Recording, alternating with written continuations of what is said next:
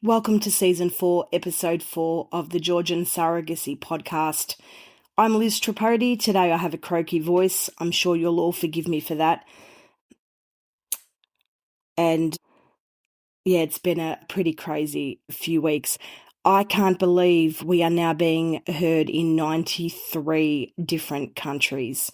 That absolutely blows my mind from this tiny little podcast that Anita and I started in my bedroom, I don't know, 4.5 years ago or something like that, and to what it is today. So grateful, so thankful, and I love getting messages from people around the world saying that the podcast has helped them or they've listened to it, and I just want you to know that means so much. You don't make any money from doing podcasts unless you're, Hamish and Andy or Joe Rogan. So this little podcast that's done in the western suburbs of Melbourne, Australia, has got no sponsors. It's done completely for nothing. I don't have any advertising on it, no sponsors. So this is a free service because I just want to be able to help and to inform people around the world about surrogacy in Georgia. Today I'm going to talk about something a little bit different, and I'm really proud to announce that last week I became an accredited grief counsellor specialising in fertility and surrogacy. This is not only going to be a wonderful addition that I can bring to people that I work with at Chichava Clinic, but also if people want to book in for private consultations, I'm available globally.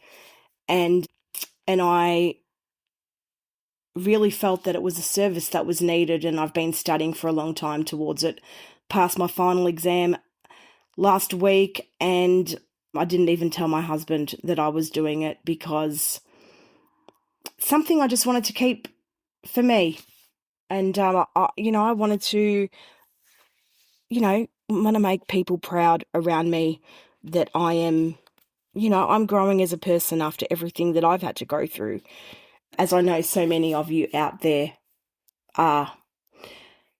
I want to just start off by saying that for so many of us that have gone through fertility treatments, go through IVF and then onto surrogacy, we go through so many layers of grief. Grief that our bodies are not being able to do what we've been told they should do. Grief of multiple loss or any sort of loss. Grief of all the what ifs. Grief of another failed treatment. Grief of stopping treatments. Grief of what is going to come next. Grief of looking at surrogacy and struggling to come to terms with how that might look. Grief of perhaps having to decide to use a donor program. Grief of not being able to carry. The feeling of failure, not only as a woman, but many men feel exactly the same way. Men go through this grief very much the same as women do. Grief that we've failed our partner and families and society. Fertility grief is really real and not supported enough around the world. So I want to open up the conversation and try and make a change with the hope that today's episode might help you. It might help someone that you know. It might help you reach out to somebody that you know that's gone through fertility treatment that you could have a chat with. It might mean that you might reach out to a professional, and it might mean that you just talk to your partner. The most important thing is that we don't keep it inside. Grief goes through stages, and I still go through grief. 8 years on after this surrogacy journey, there's still things that I'm grieving. So let me break down some things and talk about some stuff. So let's talk about infertility to start with. Infertility carries a kind of grief that people don't always recognise. You're grieving the life that you imagined, the timeline, the ease and the certainty. And there's no funeral, there's no clear moment of loss, but it's a constant undercurrent. Each negative test or failed cycle can feel like another small loss that builds over time.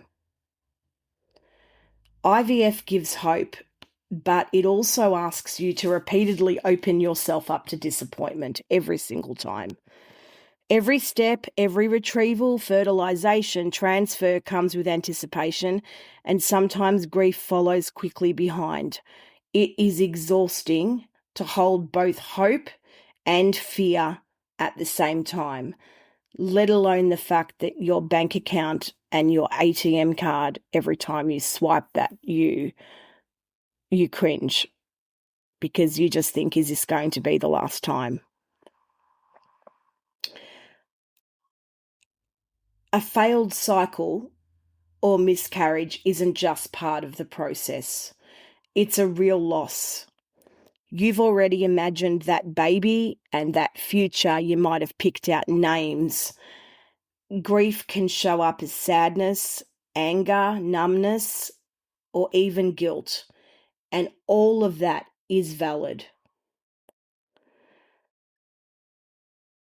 One thing about fertility struggles is about coming to terms with your sense of self. And many people tie their identity into becoming a parent. When that's challenged, it can feel like a personal failure, even though it isn't. IVF can make your body feel like it's not working, which can deeply affect self-worth. I struggled with this, especially as the IVF process was ending for me. And I was angry. I was really angry. You know, why won't my body do what it's supposed to do? Why is there people out there that can just get pregnant just by looking at at an orange? Why are there people out there that are more deserving of being a parent than I am? There's so many questions go through your head, and I know many of you will be asking yourselves exactly the same questions. And it does feel like personal failure, especially if you have had a success in your professional life, as I did. And I was very successful in my prior career. And it was like I failed on a personal level. I'm an only child, the end of the line with my name. I'd already lost a parent. And, I guess from my perspective, I wondered, was I going to just be alone for the rest of my life? And that was something I had to come to terms with. And that would have been okay. I did come to terms with that. And my husband and I had been through together a really long time before we had started all this fertility stuff. So we were very secure in our relationship. But there's also people that go into this where their relationships are not secure and they're hoping that this will secure their relationships. Please don't do that. Don't do that for your mind. Don't do that for your emotional well-being. You have to be a team on this journey. You have to both want the same thing. And it's really difficult when one partner doesn't. And I know sometimes that there is. Please work through that first, because going through fertility and then surrogacy alone, it's hard enough as it is. IVF can bring couples closer together or it can strain them. Partners often process grief differently. One might want to talk constantly while the other shuts down. And that mismatch can create distance. Open communication, even when it's messy, it is essential. And I would always suggest that you have some group sessions together and even sessions separately so that you can come together and be a force and be that unit on that same journey together. And it's okay to have differences of opinions, but you have to think of the end goal. One thing that I struggled with was isolation and social triggers. And the world can be full of reminders. And I don't have to tell many of you listening today, you're going to understand exactly what I mean by that. Baby announcements, pregnancy conversations, even casual comments can be really overwhelming. It can lead to withdrawing socially, which adds another layer of loneliness to the grief. How many times have we heard that, cousin Vicky is pregnant with her sixth child, or, a friend that's only been with her partner for 6 months and they're pregnant, or someone that you might know at work is 45 and decided that, 15 years later, her and her partner wanted to have another child. It's like stab, stab, stab in the heart for so many of us. And, it gets to a point where you just don't want to look at social media. You don't want to, you just don't want to talk to people because you're too scared. Number one, you get that question, oh, so when are you guys going to have kids? Or, oh, you're taking a while, what's going on? Or, come on, we've all heard them.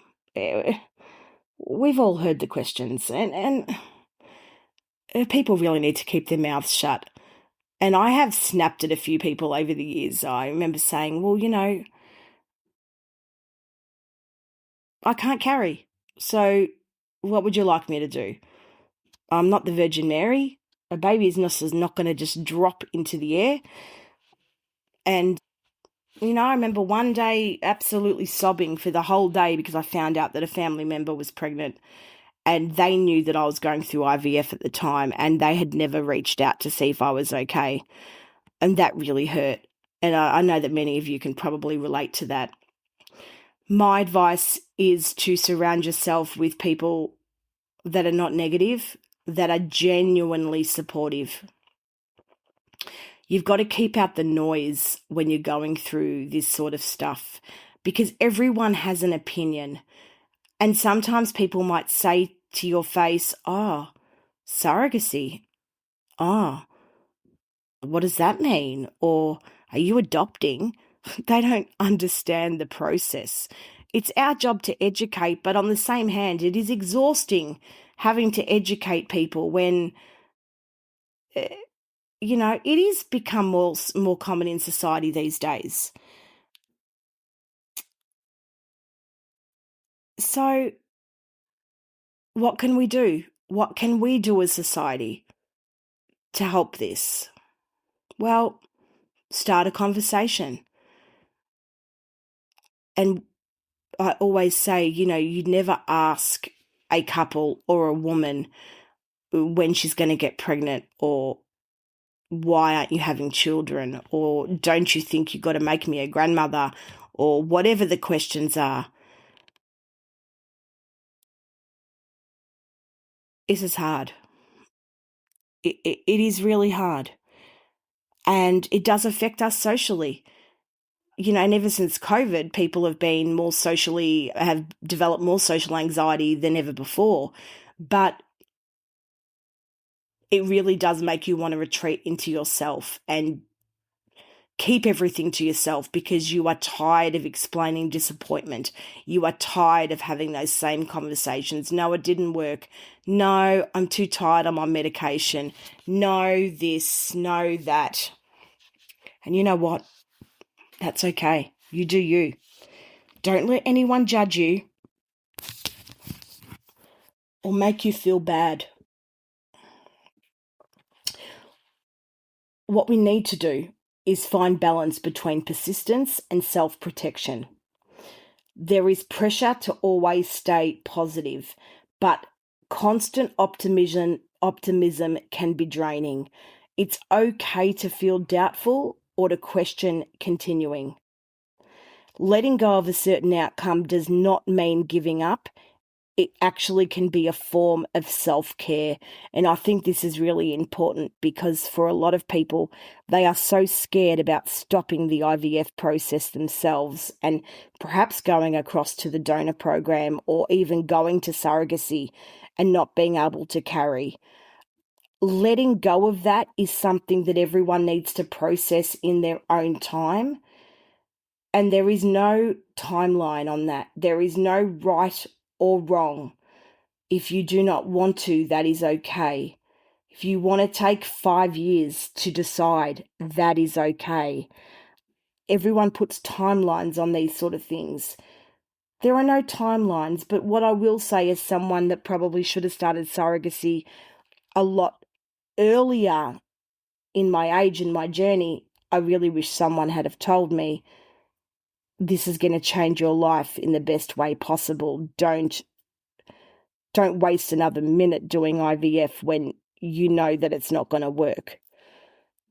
And it is hard to stay positive, but it is okay to feel doubtful. I want to talk about some coping strategies that might help. So obviously therapy, whether that means private or individual or even group sessions. Writing a journal or a diary can be really therapeutic. Sometimes when you write your feelings out and then you go back and read them, it feels like you've sometimes let the weight come off your shoulders. Sometimes all those things you might want to say to other people, it's really therapeutic to actually write them down, even if you never say them. Setting boundaries is really important. And that can be boundaries with people. That can be boundaries with yourself. And I think us as people are not good at setting boundaries in our lives. But we do need to set them to protect ourselves and to also let people know that there are certain things that are not appropriate. One powerful tool is giving yourself permission to feel everything without judgment. Words can heal or they can harm. Comments like, and again, we've all heard them, just relax, it'll happen. It can feel really dismissive. What people really need is acknowledgement. This is hard. I am here for you. And learning how to support someone going through IVF is crucial. So if anyone asks you how you're going through fertility treatment, how you're going through IVF, how are you going through the surrogacy process, it is okay to say, this is really hard and I'd love for you to be here for me. Or, I really appreciate you asking that question. That means more to me than you will ever know, and I will reach out if I need something, so thank you. I want to talk about redefining family and moving forward. And one of the biggest takeaways from this is that there isn't just one path. The journey to parenthood, whether it is through IVF or surrogacy, for others it might mean redefining what a fulfilling life looks like. That shift can be incredibly painful, but it can also be incredibly empowering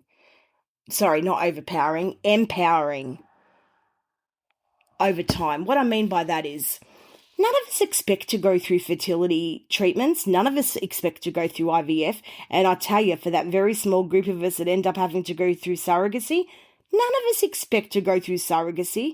Someone had have told me when I was in my early 20s, the way I was going to become a mother was have to go through surrogacy, let alone in another country. I would have laughed. I would have bet $1 million that was never going to happen. So there are different pathways to parenthood. And none of those pathways are wrong. It has to be the right pathway for you and your situation. But keep an open mind, because you might be so, headstrong about just going in one direction and one direction only. But that direction might not be the safest direction. Financially, it may not be the right direction. Medically, it might not be the right direction for you. I don't know. But do keep an open mind, because when you do open up your heart and your mind to other possibilities, as I said, it can be extremely empowering over a period of time.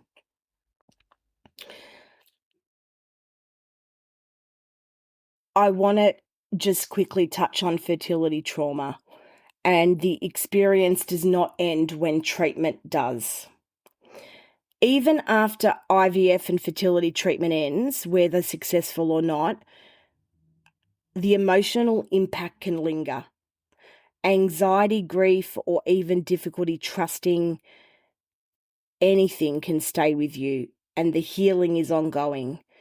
And I have mentioned this in previous podcasts, but I will mention it in this one, is that I had a breakdown a few months after I returned from Georgia with the twins, and it was basically my mind and my body shut down and pretty much had said, okay, well, you've done it.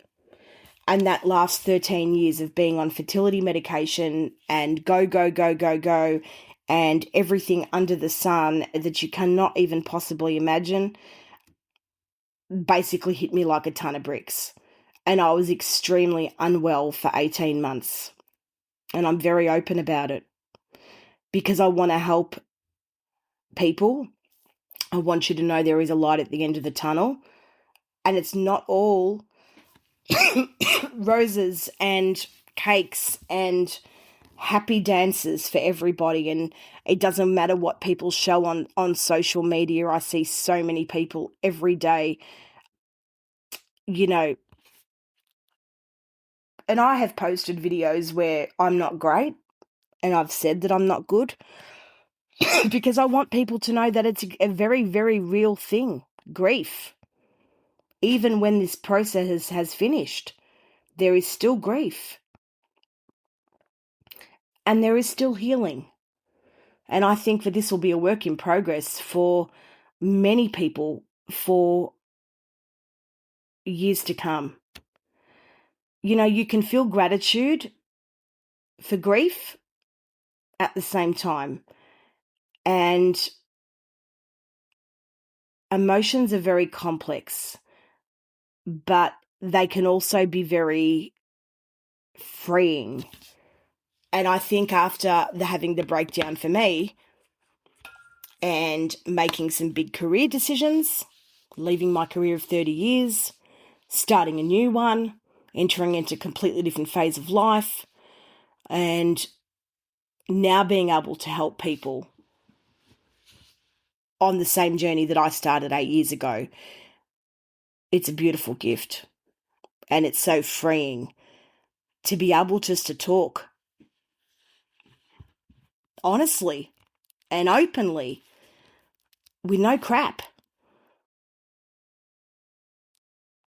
And the grief process has done that for me. That has healed me.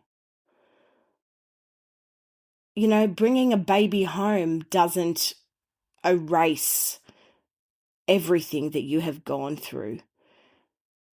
It does mask some of it, but some of the trauma that many of you listening today have been through has been horrific.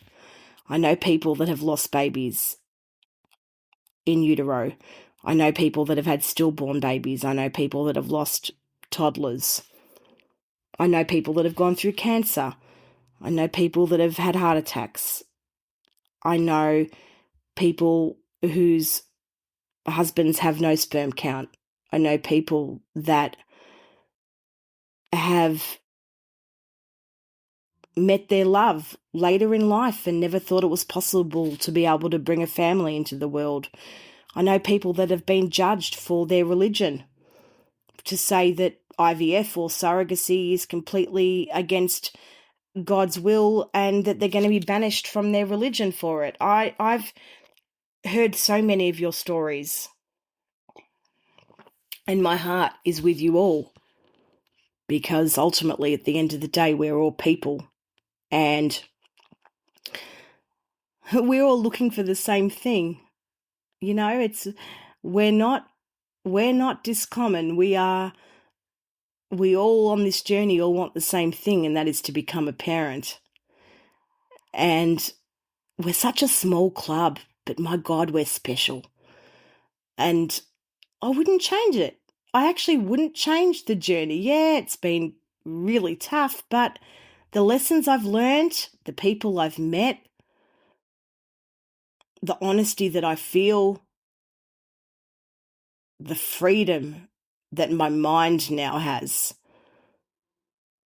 is extraordinary. So I want you to know you're not alone.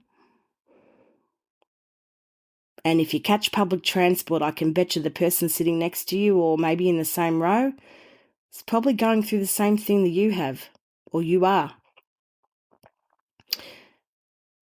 Let's strike up a conversation. Let's try and make some change. Let's talk about this. Let's support each other. It is so important. And my heart and my mind and my good hope and wishes to those of you listening are always with you. And I'll see you on the next episode.